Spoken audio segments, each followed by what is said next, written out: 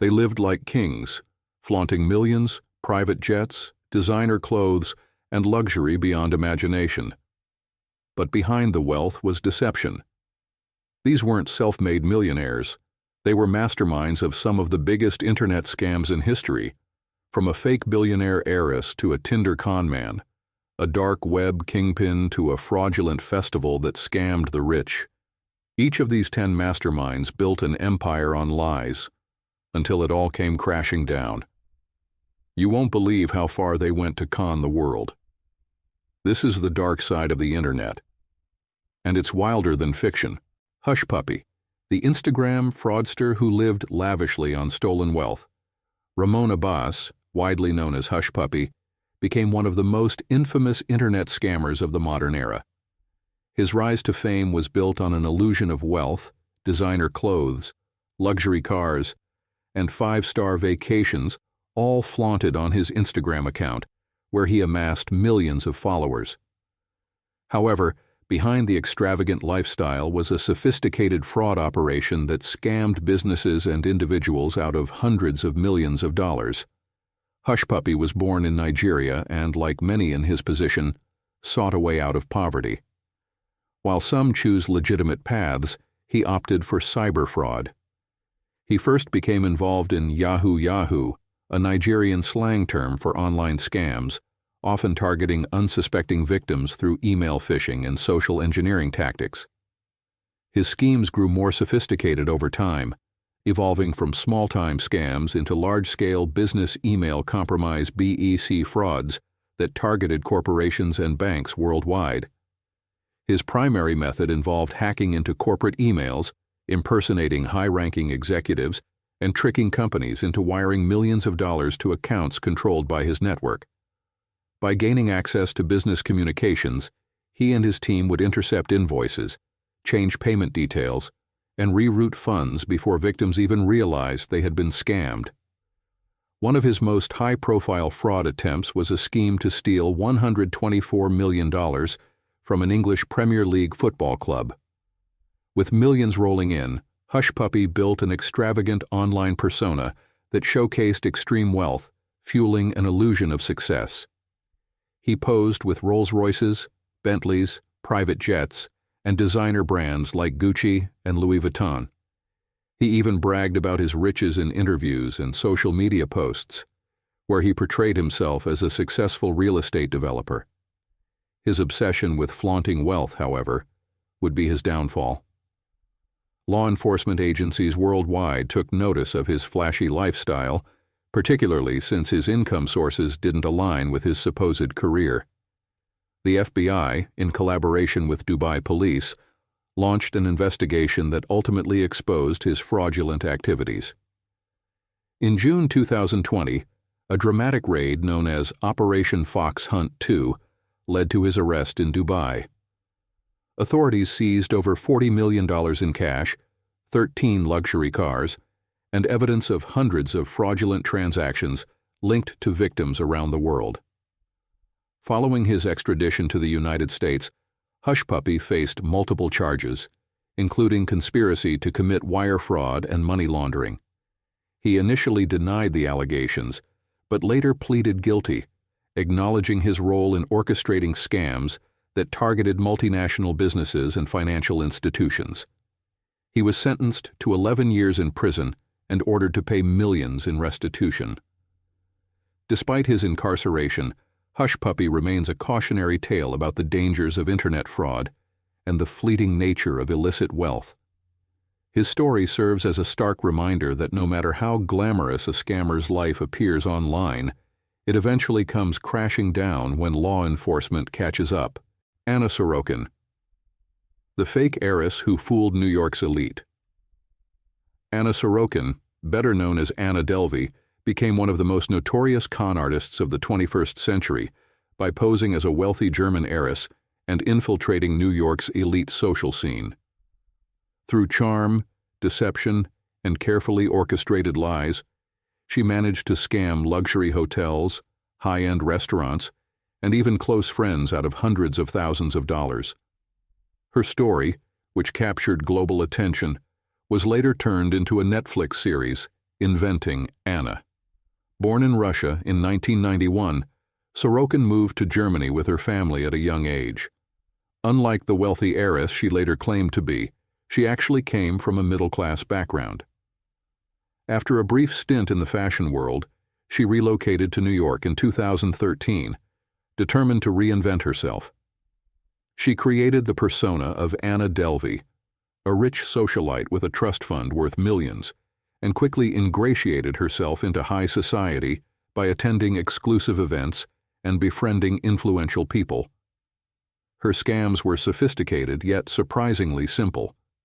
She stayed at luxury hotels without paying, dined at the most expensive restaurants, and convinced wealthy acquaintances to foot the bill for extravagant vacations, promising to reimburse them. She also attempted to secure a $22 million loan to launch the Anna Delvey Foundation, a supposed art and social club. To maintain her facade, she forged bank statements and provided false financial references, all while living a lavish lifestyle on borrowed money. One of her most infamous scams involved a trip to Morocco with a close friend, for which she promised to cover all expenses. However, when it came time to pay the $62,000 bill, she made excuses, leaving her friend to handle the debt. This, along with her mounting unpaid hotel bills, eventually led to her downfall. As suspicions grew, law enforcement began investigating her activities.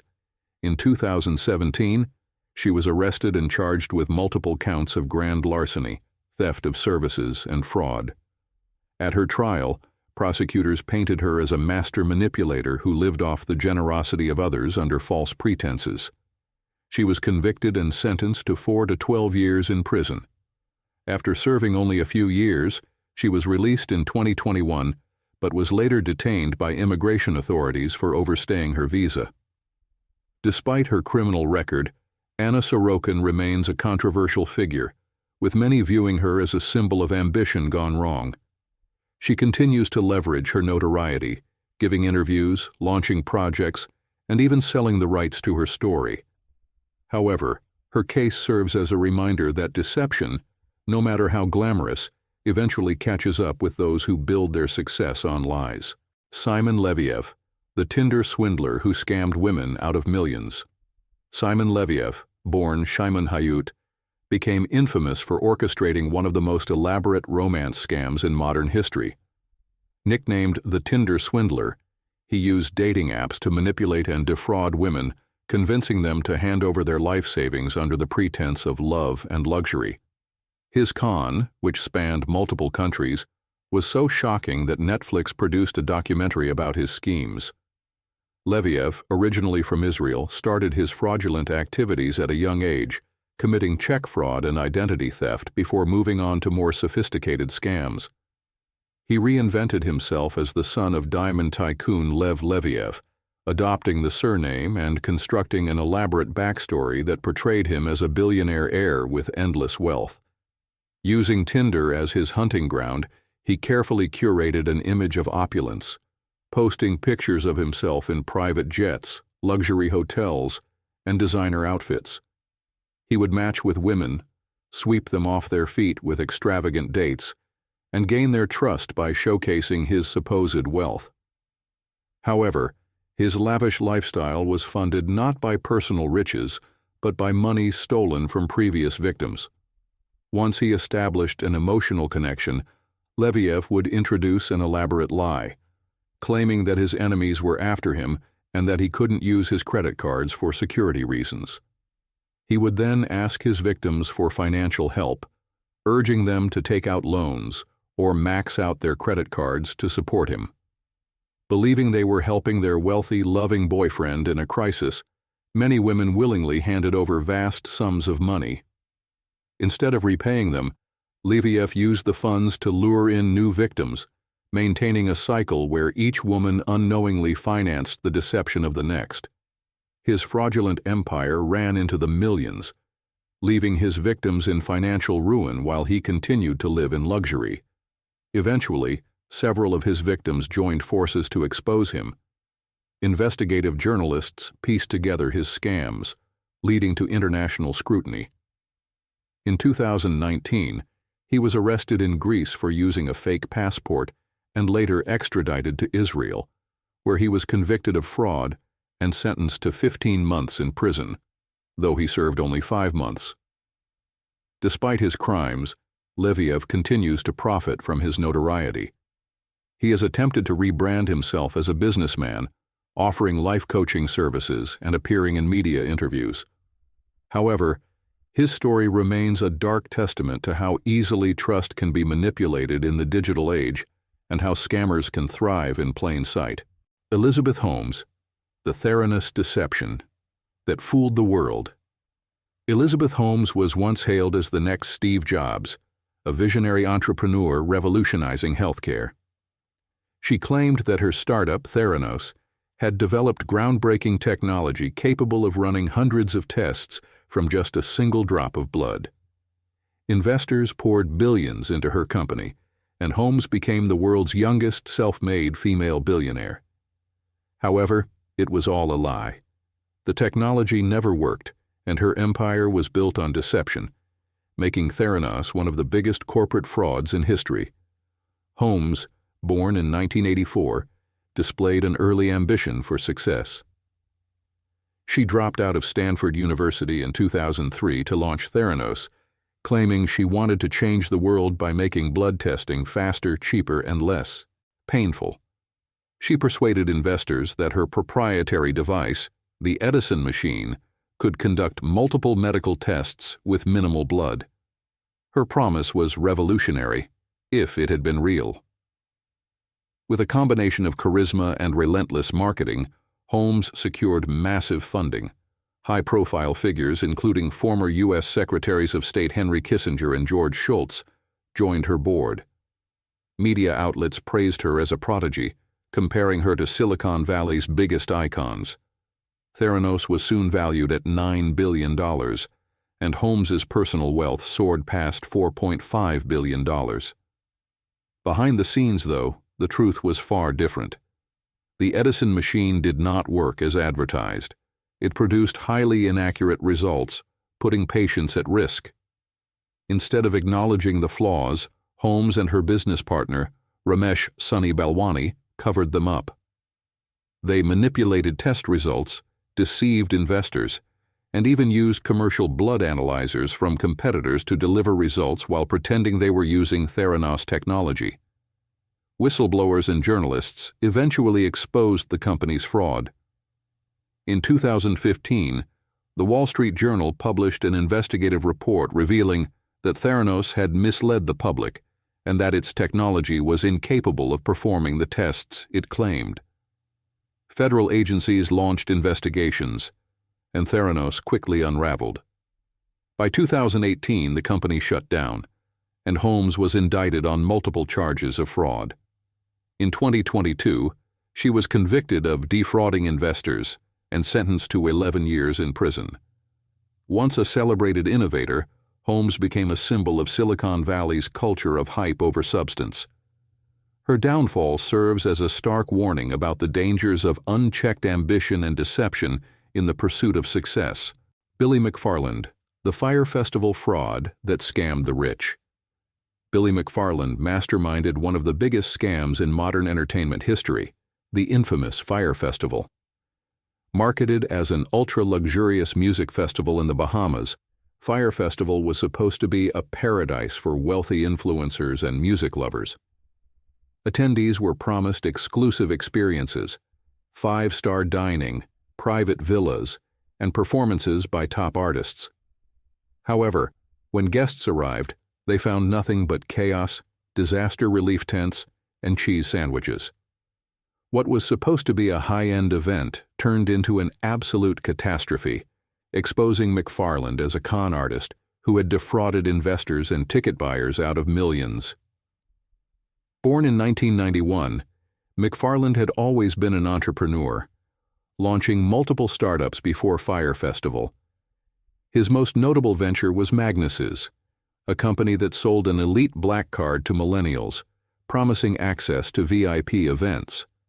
While Magnesi's itself was riddled with fraud, it was nothing compared to what came next. In 2016, McFarland partnered with rapper J. Rule to create Fyre Festival, meant to be the next Coachella for the ultra-rich. They promoted it with a viral social media campaign featuring top influencers like Kendall Jenner and Bella Hadid, who advertised the event as an exclusive getaway. Tickets ranged from $1,500 to over $100,000, and thousands of eager attendees bought into the dream. Behind the scenes, though, Fyre Festival was falling apart. McFarland lacked the experience, funds, and infrastructure to deliver what he had promised. With no proper accommodations, food, or artists booked, the festival quickly collapsed. When attendees arrived, they were met with chaos. No luxury villas, no gourmet food, and no entertainment. Instead, they were stranded on an island with no way home, their dreams of a lavish festival turning into a nightmare scenario.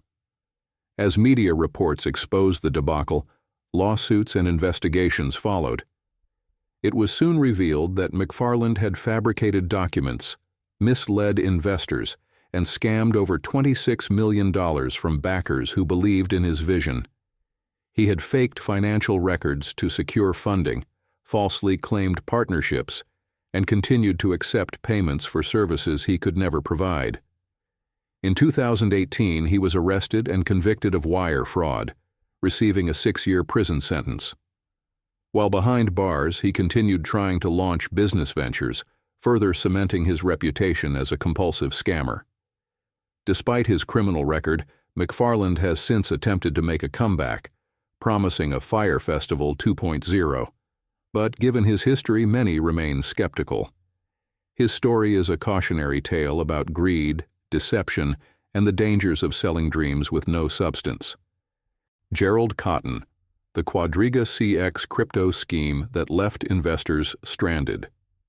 Gerald Cotten was the mastermind behind Quadriga CX, once Canada's largest cryptocurrency exchange.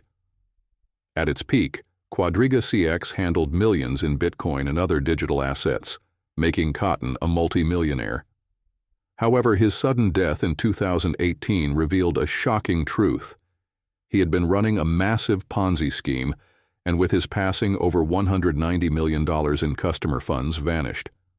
Cotten, a tech enthusiast, launched Quadriga CX in 2013, capitalizing on the cryptocurrency boom. The platform quickly gained popularity as a trusted exchange where users could trade Bitcoin, Ethereum, and other digital currencies. Investors poured in millions, believing Cotten had built a reliable system. Behind the scenes, however, Quadriga CX was never legitimate. Unknown to users, Cotten was the sole person controlling the exchange's wallets. He had no backup plan, no security measures, and no proper record keeping. Instead of actually holding customer deposits, he spent lavishly on luxury vacations, expensive real estate, and private jets. He even gambled customer funds on risky crypto trades, often losing massive sums. To cover these losses, he used money from new investors, a classic Ponzi scheme. For years, Cotten managed to keep the fraud hidden. But in December 2018, while reportedly on a honeymoon in India, he died under mysterious circumstances, allegedly from complications related to Crohn's disease. He was just 30 years old. His death sent shockwaves through the crypto community, as Quadriga CX immediately collapsed. Investors tried to withdraw funds, only to discover that Cotten was the only person with access to the company's cold wallets, where most of the money was supposedly stored. As investigators dug deeper, they found that the wallets were empty. The money had already been spent. Customers lost everything, and Quadriga CX was exposed as a fraud. Adding to the controversy, many speculated that Cotten had faked his death to escape justice.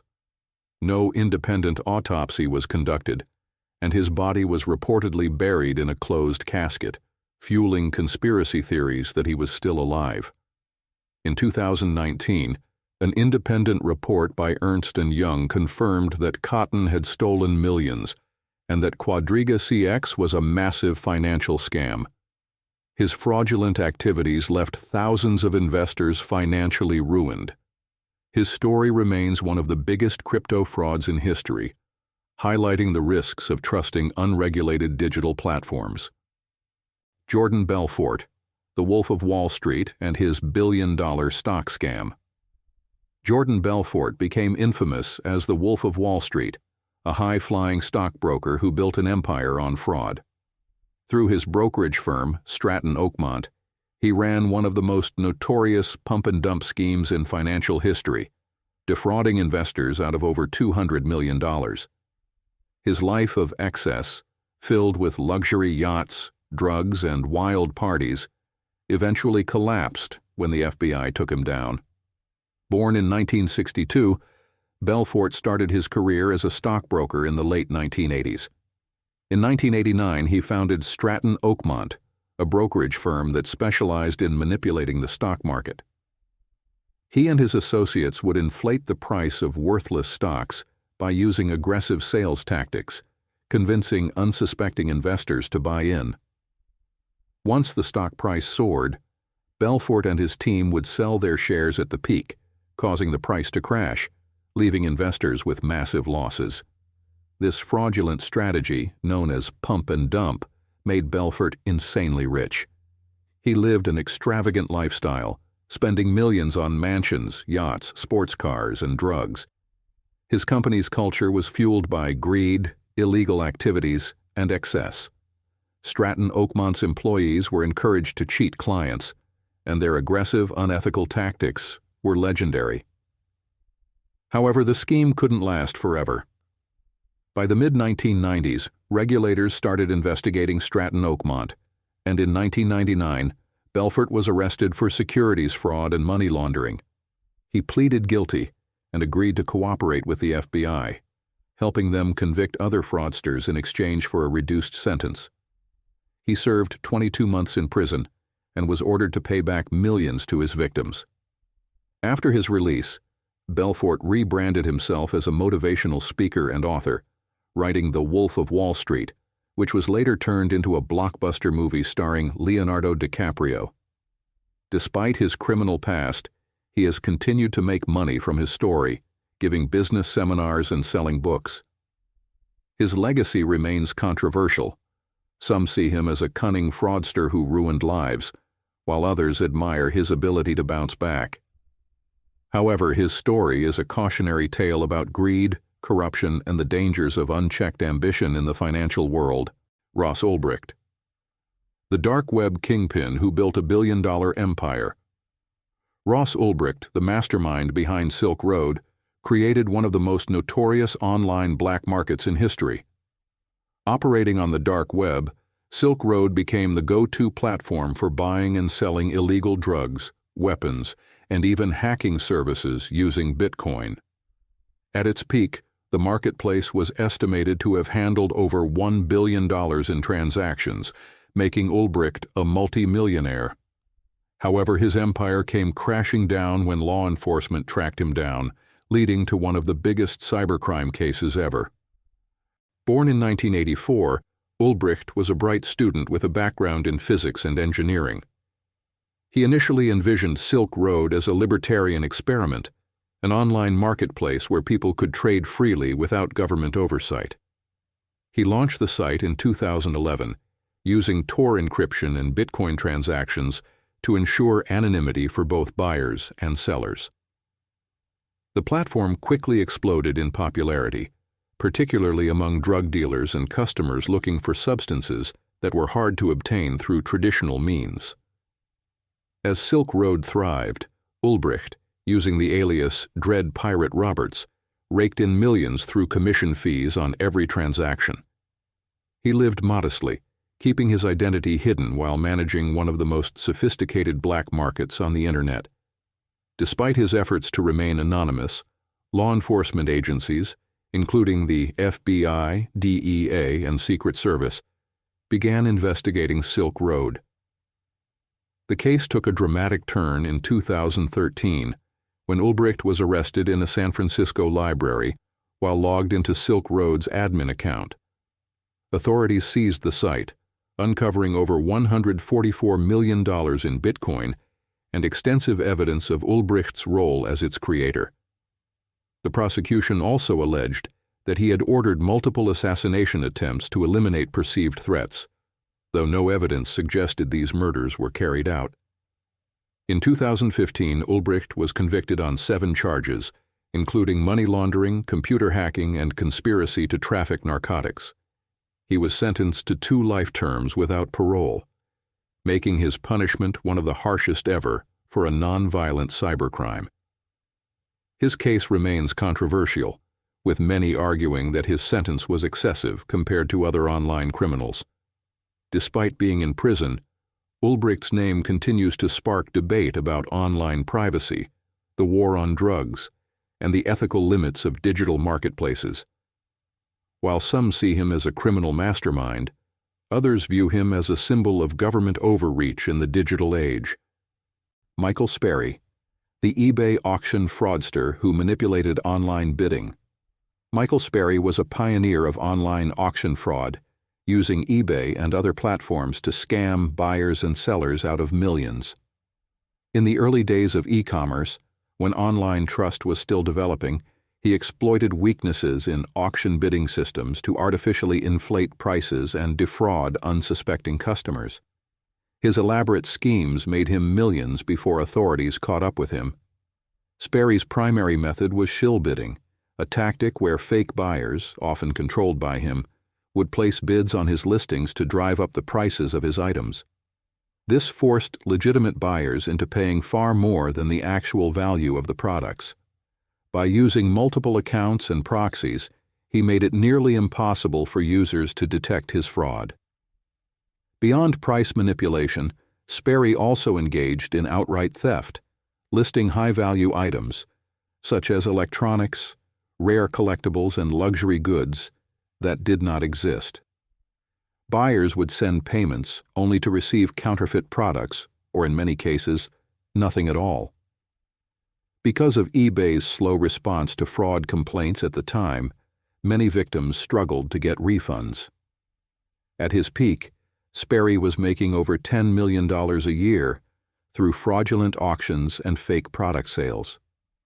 He expanded his operation globally, setting up shell companies and using offshore accounts to hide his earnings. His schemes undermined trust in e-commerce and forced platforms like eBay and PayPal to introduce stricter anti-fraud measures. Law enforcement eventually tracked him down after several victims gathered evidence and reported his activities.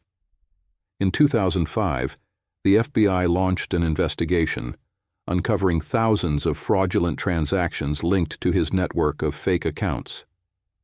He was arrested and charged with wire fraud, identity theft, and conspiracy. After pleading guilty, Sperry was sentenced to 8 years in prison and ordered to pay millions in restitution. His case was a wake-up call for the e-commerce industry, leading to stronger fraud detection systems and more buyer protection policies. Despite his conviction, online auction fraud remains an ongoing issue, with new scammers continuously finding ways to exploit loopholes.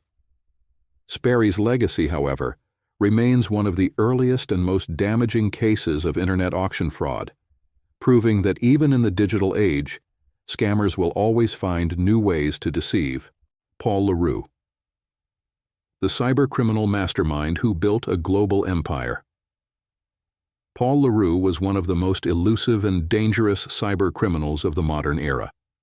Unlike typical internet scammers, he operated on a much larger scale, running an international empire that involved drug trafficking, arms smuggling, money laundering, and even murder for hire.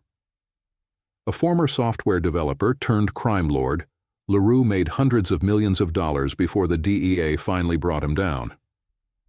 Born in Zimbabwe in 1972, LaRue showed early signs of brilliance in programming.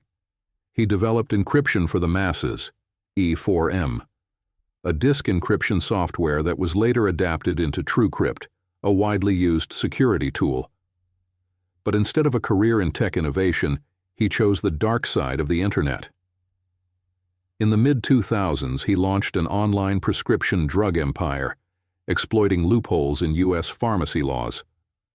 Through an intricate network of websites, doctors, and call centers, He distributed massive quantities of opioids and painkillers like tramadol to customers who barely needed medical clearance. His illegal online pharmacy business alone generated over $300 million. As his wealth grew, so did his ambitions.